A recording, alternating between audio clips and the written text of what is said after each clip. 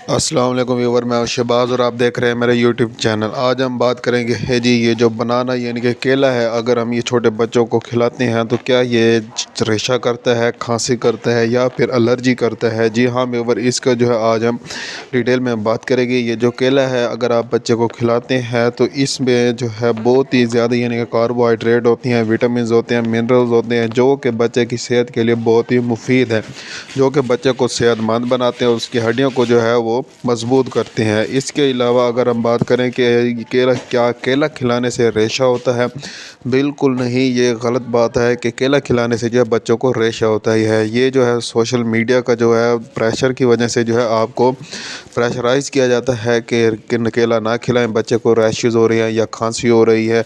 आप जो है ऐसा बिल्कुल गलत है। आप जो है बच्चे को जो है केला खिलाएं, इससे जो है बच्चे को तो जो है ताकत मिलती है और उसकी हड्डियां जो है मज़बूत होती हैं। इसके अलावा अगर हम बात करें, अगर केला खाने से क्या एलर्जी हो सकती है, ये बहुत ही कम बच्चों में देखा गया है कि उन्हें जो है एलर्जी होती हो, यानी कि ये जो बच्चे हैं इनको केला खाने से बहुत ही कम जो है बच्चों ने एलर्जी होती है। आप जो है केला अपने बच्चों को खिलाते रहें। ऐसी और मज़ीद इन्फॉर्मेटिव वीडियो देखने के लिए हमारे चैनल को सब्सक्राइब करें। अल्लाह हाफिज़।